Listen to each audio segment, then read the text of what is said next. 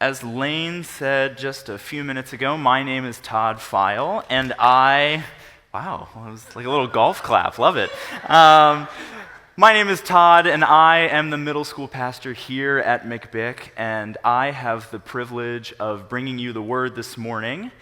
Something that you may or may not know about me is that, believe it or not, I can actually have a fairly dark sense of humor. I know you wouldn't expect that for someone like me, but it's true.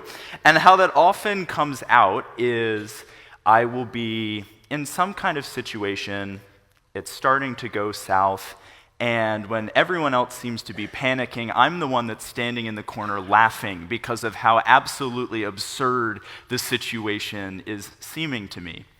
And case in point of this, about 2 or so years ago, I was working for an organization in Philadelphia that hosts kids on missions trips. And I spent 2 of my college summers working for them. And if you've ever been working for a camp or working in youth ministry, you know that something is just bound to go wrong. And so there was one Sunday, we're waiting for groups to come down to our housing site, and suddenly a small electrical fire breaks out in our chapel space. I mean, we're talking, if you're a contractor, you're going to cringe at this. Extension cord underneath the carpet started burning through the carpet, and thankfully we put it out very quickly, but it was still one of those, okay, call the fire department, go evacuate the building. And so groups are coming in an hour, and I am sitting on the front lawn finishing my lunch as some firefighter is opening up our hydrant and water is gushing out. And I'm like, what is my life right now? And so in instances like that, I end up laughing. Maybe I should be, maybe I shouldn't be. But I think in some ways that laughter kind of helps me cope with things that aren't always going as well as maybe I'd like them to. And so maybe it's something as, I don't know if innocent is the right word, but as innocent as a small electrical fire. But then there are the moments where it becomes harder to crack a smile, harder to laugh a moment. And I saw that working in that job too. There was the day that we had to send one of my coworkers home for the summer because he was dealing with thoughts of suicide. There was the week where we as a staff had to figure out how to love a church that frankly was difficult to work with. And in those moments, it was harder for me, even as absurd as the situation felt, to smile as readily. I had faith that God would work things out, but I had absolutely no clue, no mental picture of how he would do it. The external circumstances didn't give me much reason to hope, but knowing God's character, I was able to hang on to hope. And I suspect that as we engage with Joseph's story today, we will find him to be kind of in a similar place. So before we fully dive in, let's recap a little bit of what's been going on in Joseph as we've been going through the book of Genesis this summer. If you'll remember, Pastor Cody last week started off this kind of 3-week mini-series on Joseph. I am the middle, and then Lane is going to be bringing up the rear and closing out the series next week. And I think if our sermon series for the summer were like a TV show, it would probably start something like this with today's episode. It'd be something like, previously on For Good. Joseph, the pride and joy of his father, receives dreams from the Lord, suggesting that he will rule over the rest of his family. Hatred brews in Joseph's older brothers, and one day they decide to kill Joseph when he visits them in the pastures. Reuben, the oldest of the brothers, convinces the others to spare Joseph's life, and the rest of the brothers decide to sell Joseph into slavery instead. After sending Joseph off to Egypt with slave traders, they convince their father that Joseph has been mauled to death by some wild animal. Wow, what a way to start, huh? I mean, this is just like the plot of some bad soap opera. And unfortunately, it's only going to get crazier this morning. So, let's pick up Joseph's story in Genesis chapter 39. We read, "Now Joseph had been taken down to Egypt. Potiphar, an Egyptian who was one of Pharaoh's officials, the captain of the guard, bought him from the Ishmaelites who had taken him down there. The Lord was with Joseph so that he prospered, and he lived in the house of his Egyptian master.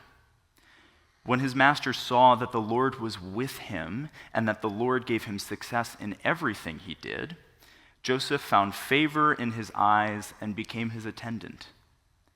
Potiphar put him in charge of his household, and he entrusted to his care everything he owned. From the time he put him in charge of his household and all that he owned, the Lord blessed the household of the Egyptian because of Joseph. The blessing of the Lord was on everything Potiphar had, both in the house and in the field.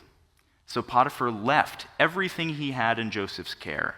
With Joseph in charge, he did not concern himself with anything except the food that he ate." This feels kind of like an upswing for Joseph. I mean, as we just kind of recapped, he's now been sold into slavery in a foreign country. I think we can all agree that's a low, right? But this now feels like things maybe are turning for the better. I mean, yes, he's in slavery in a foreign country, his dad thinks he's dead, and he probably will never see his family again. But we read that the Lord was with Joseph and caused Joseph to be successful in literally everything. I mean, Joseph has this kind of God-given Midas touch of everything that is entrusted to him is blessed. Everything is starting to blossom simply because Joseph is being faithful to the Lord, and the Lord is doing the work. And pretty soon, Potiphar, who doesn't even worship the Lord, is recognizing, hey, something is different about this Hebrew slave of mine. And so he starts giving Joseph more and more things to do in the house until pretty quickly he is second in command to one of Pharaoh's court officials. And this is coming to a foreign slave who is maybe in his late teens, early 20s. We're talking maybe one of our high school students or myself is now running Potiphar's entire estate. And so Joseph is probably feeling pretty good here. Even though his life doesn't look the way that he probably thought it would, he can still see the hand of God at work, so much so that his foreign, not God-worshiping master is seeing how God is at work in his life. But, like any soap opera, things are starting to get worse and trouble is starting to brew. So let's pick up the story at the end of verse 6. We read, "Now Joseph was well built and handsome, and after a while his master's wife took notice of Joseph and said, 'Come to bed with me.'" Oh boy. But he refused. "Yes, Joseph, way to go. With me in charge," he told her. "My master does not concern himself with anything in the house. Everything he owns he has entrusted to my care. No one is greater in the house than I am. My master has withheld nothing from me except you, because you are his wife. How then could I do such a wicked thing and sin against God?" And though she spoke to Joseph day after day, he refused to go to bed with her or even be with her. I love Joseph's response here, not just because he tells Potiphar's wife no, but I love the way that he tells her no. At this point, he is facing this massive temptation. As Joseph himself is recognizing, Potiphar has given everything to him. And there's nothing in Potiphar's entire estate that has been withheld from Joseph. He's been blessed with a lot, especially considering that he's a foreign slave. Not to mention, Joseph, we read, is an attractive guy, and now his master's wife is wanting to sleep with him. I mean, from a worldly perspective, Joseph is on a roll. He could have anything he wants. He's got the job, the physique, the woman. It's all right there for the taking. But that's not the way that Joseph is thinking. We get a sense here that Joseph doesn't feel entitled, but that he sees his situation as a gift. He doesn't speak in terms of how much he has earned or how hard he has worked. Instead, Joseph talks about how Potiphar entrusted things to him, how Potiphar is the one controlling what he has access to. Potiphar has given Joseph these responsibilities, and Joseph recognizes that sleeping with his wife would be taking something that was not given to him. And so he says, how then could I do such a wicked thing and sin against God? Not sin against Potiphar, but sin against God. There's this recognition here that God is the ultimate source of Joseph's blessings. Potiphar might be the one that is kind of the conduit in this situation, the one that the blessings are coming through, but Joseph knows that they are from God. And so he says, how could I sin against the Lord in this way?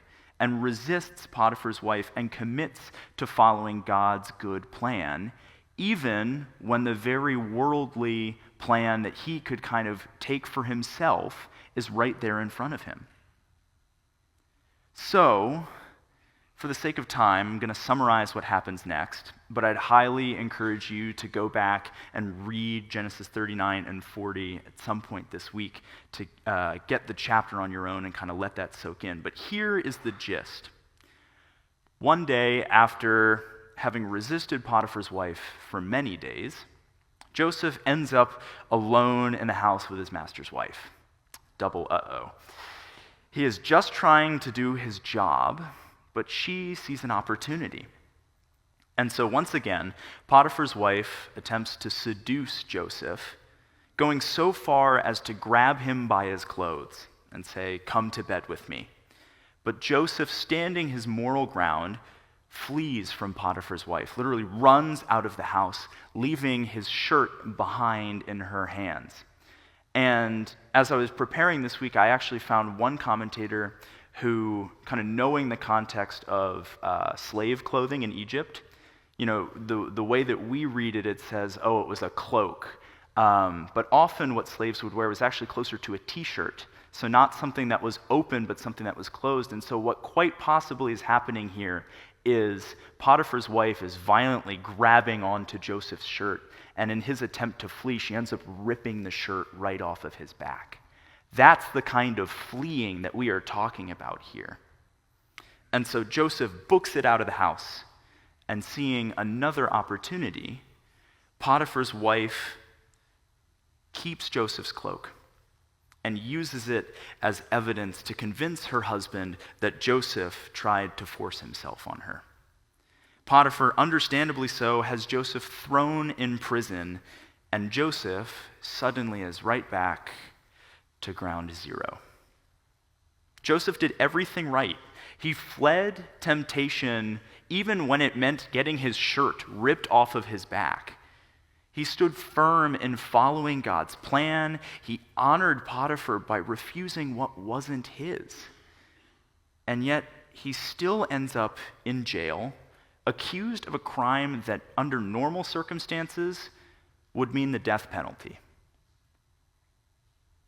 If Joseph ever had a reason, ever had a moment to question God, it would have been in that moment. He could have shook his fist at God and said, I don't want any part of this plan.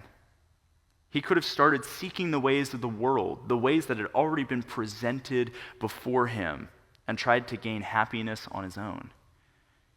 We can almost imagine him saying, if this is what God says is good, then I don't want any part of it. And maybe Joseph did have a moment or two like that, but if he did, we certainly don't read it. We certainly don't see him staying in that mindset. And so let's pick things up again in verse 20. Joseph's master took him and put him in prison. We know this. The place where the king's prisoners were confined. But while Joseph was there in the prison, the Lord was with him. He showed him kindness and granted him favor in the eyes of the prison warden. So the warden put Joseph in charge of all those held in the prison, and he was made responsible for all that was done there. The warden paid no attention to anything under Joseph's care because the Lord was with Joseph and gave him success in whatever he did. Doesn't that sound familiar? Once again, Joseph is in the lowest of lows from the world's perspective, yet God is with him, and he places Joseph in a position of authority and blessing. Joseph is in prison when he should have been dead. He's serving in the prison that houses the king's prisoners, people who had connection to Pharaoh. And he has oversight over all of those prisoners. What happens next could only happen because God is lining up all of those things. And so this is what we read at the beginning of chapter 40. Sometime later, the cupbearer and the baker of the king of Egypt offended their master, the king of Egypt. Pharaoh was angry with his two officials, the chief cupbearer and the chief baker. Get ready for a lot of repetition here. And put them in custody in the house of the captain of the guard, in the same prison where Joseph was confined. The captain of the guard assigned them to Joseph, and he attended them. After they had been in custody for some time, each of the two men, the cupbearer and the baker of the king of Egypt, who were being held in prison, had a dream the same night, and each dream had a meaning of its own. When Joseph came to them the next morning, he saw that they were dejected. So he asked Pharaoh's officials, who were in custody with him in his master's house, "Why do you look so sad today?" "We both had dreams," they answered, "but there's no one to interpret them." Then Joseph said to them, "Do not interpretations belong to God? Tell me your dreams." Because he is in jail, and because God has elevated him to a position of authority in the jail, Joseph gets to interact, assumingly on a daily basis, with Pharaoh's chief baker and chief cupbearer. These are two guys who apparently had a fairly close connection to the king of Egypt, the Pharaoh, the guy that rules the whole land.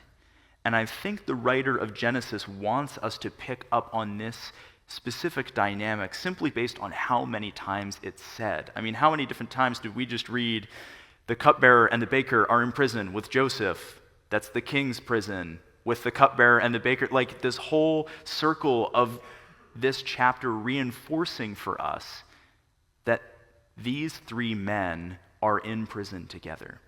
And I think that's intentional. And here's a little bit of why. You see, this association is important, and it sets up the next piece of the story. I mean, we've already seen a little bit of how God has taken Joseph, from his homeland into slavery, but because he was in Potiphar's house, he's then able to end up in the prison, and because he's in the prison, he's able to be elevated to a position of authority. And now that he's in that position of authority, he's able to be with some high-profile prisoners. And now we're going to see what happens because he's in a position of authority with those high-profile prisoners. So Joseph finds out that these two guys are having prophetic dreams.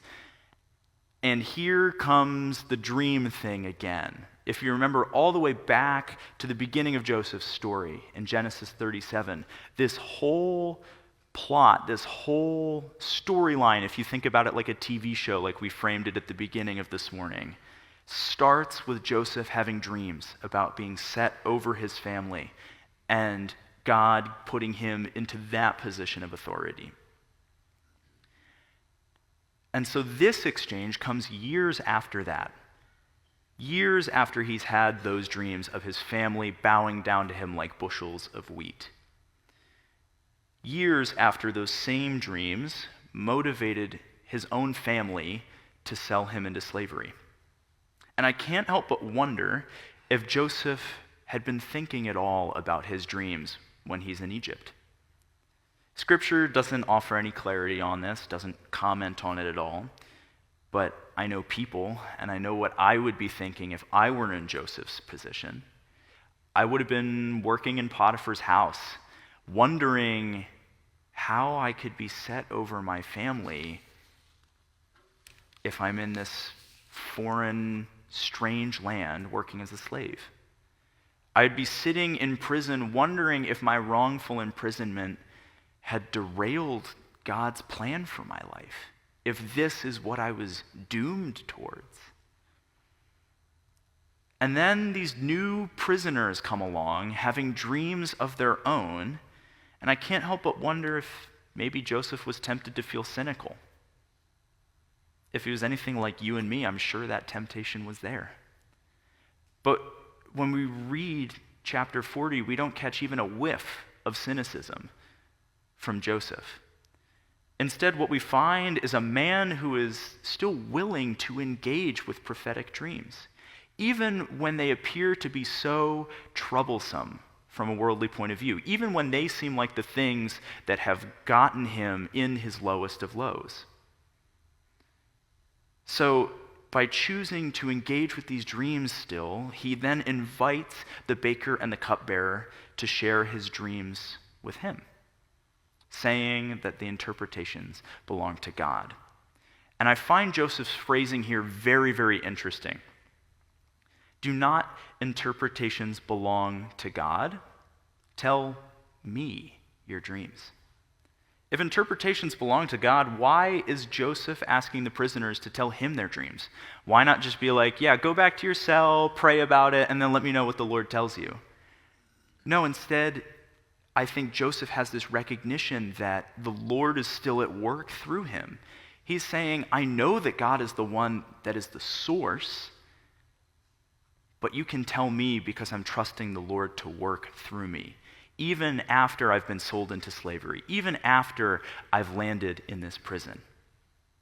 And so I don't think Joseph is asking the cupbearer and the baker to rely on him in the place of God, but instead is trusting that God is going to speak through him and that he will be God's mouthpiece, despite the roller coaster of a life that Joseph has found himself on. So the cupbearer and the baker tell Joseph their dreams, and I'm going to summarize their conversation.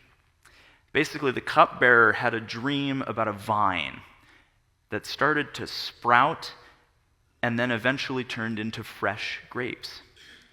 And so then the cupbearer takes the grapes off of the vine, squeezes them into Pharaoh's cup, and then places the cup in the hand of Pharaoh. And Joseph tells the cupbearer that this means he's going to be restored to his former position in 3 days. He gives a very firm timetable here. So once again, the cupbearer will be the cupbearer.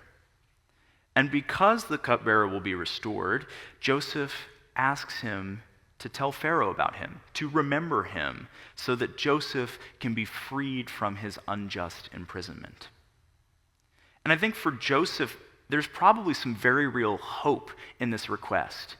This isn't a situation of, say, for example, someone is trying to make an appeal to the President of the United States and say, oh, you work for the post office. Can you run this up the chain? No, this is Joseph talking to the cupbearer, who oftentimes in ancient cultures would actually have a position of almost like a personal confidant with the ruler. So think of this not as, hey, my mail carrier, can you run this up to the president? But, hey, chief advisor, chief of staff, can you speak to the president on my behalf? And so for Joseph, things are probably looking up again. Even at his bottom, he's saying to himself, here I am with the cupbearer. He's going to be restored to his old role. He's going to be with Pharaoh again. Maybe he can talk to Pharaoh for me and get me out of this mess. And so then the baker shares his dream, and he's kind of encouraged because he just heard that the cupbearer is going to get his old job back, he's going to be released from prison. So the baker shares readily, and his dream is just as strange, if not stranger, than the cupbearer's. He has this dream of balancing 3 baskets on his head, and each of the baskets are full of baked goods. And as he's balancing these baskets of food on his head, birds are coming down and eating the bread and the baked goods out of the baskets. And so what Joseph says is that the 3 baskets symbolize 3 days. So this dream is also going to run on a 3-day timetable. But unlike the cupbearer, who will be restored to his position, the baker is going to be publicly executed and shamed. Quite a role reversal there. And so these end up being 2 crazy dreams with life and death implications. And the even crazier thing is that Joseph's interpretations come true. This is what we read starting in verse 20. Now the 3rd day was Pharaoh's birthday, and he gave a feast for all his officials. He lifted up the heads of the chief cupbearer and the chief baker in the presence of his officials. He restored the chief cupbearer to his position so that he once again put the cup into Pharaoh's hand. But he impaled the chief baker, just as Joseph had said to them in his interpretation. So, God does still fulfill prophetic dreams. And I can't help but wonder if this was God's way of reminding Joseph that he was still in control and still at work in Joseph's life. Joseph's dreams had been unfulfilled for years, and his life seemed to be trending in the exact opposite direction of what his dreams were suggesting. Then he sees 2 prophetic dreams fulfilled in the span of 3 days. Not to mention, he now has a relationship with Pharaoh's cupbearer, likely one of Pharaoh's chief advisors. So this feels like another high for Joseph in a life full of worldly lows. But there's one verse left in this chapter for us to read. Verse 23. The chief cupbearer, however, did not remember Joseph. He forgot him. Fade to black, roll credits, end of episode, tune in next week. Yet again, Joseph is left in this weird in-between space of waiting on God's plan. He's not like the cupbearer who has been elevated back to his position of prominence, and he's not like the baker who was executed. Both of these were realistic options for Joseph at different points in his story, but instead he's stuck in the middle, still waiting for his God-given dreams to be fulfilled. Now, we know that the story didn't end there for Joseph. I mean, Lane has to preach next week. But Joseph didn't know that. For Joseph, this was yet another low. But for every low, there was an accompanying high. And Joseph, I think, recognized this. What I hope we've seen this morning is an incredible heart posture of hope in God's good plan. Joseph's hope endured through every challenge thrown at him. When the good of the world tried to lure him away from God's goodness, Joseph stood firm with God. When his circumstances repeatedly shifted, seemingly for the worse, Joseph didn't reject God. And so as I look at all of you, I know how many different stories there are in front of me. Some of us are probably on a relative high, and we're feeling pretty good. Maybe we can't even think of a time in recent memory when we've really hit a low. Others of us are wondering how much longer we need to wait on God's promise to be fulfilled for our lives. How much longer will this season of pain continue? And no matter where we are on that spectrum, I think we can learn from Joseph's heart posture of enduring hope. And please don't hear me wrong. I'm not saying we need to just suck it up and have this false sense of positivity because everything's hunky-dory. No. I'm sure Joseph had his good days and had his bad days.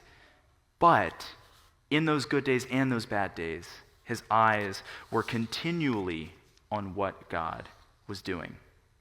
So this is my challenge for us, to take time and notice God, no matter where we feel we're at in our journey. And maybe that looks like starting to journal in a season of hardship, or keeping a thankfulness book in a season that feels like it's going really well. Part of what I believe kept Joseph afloat in his ups and downs was his recognition of God's presence in the highs of seeing dreams fulfilled and in the lows of being stuck in a foreign prison. And the beauty of having this kind of heart posture is that we don't have to do it alone. God faithfully gave Joseph moments of encouragement and reminders of his presence. He blessed his work. He elevated him to positions of authority that he had no business being in, and he used him to interpret dreams. God was with Joseph, and we can trust the Lord to do the same when we experience times of trial and waiting. So as the worship team comes up, I want to leave you with a word picture that I discovered during my second summer working for that camp in Philly. And that was an especially hard summer.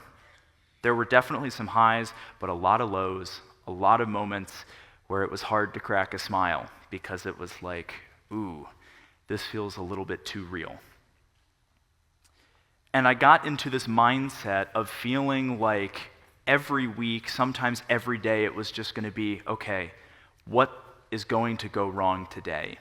And the picture that I started to paint was one where my life kind of felt like a window and somebody was just chucking bricks through it. And just when the window would get fixed, in comes another brick.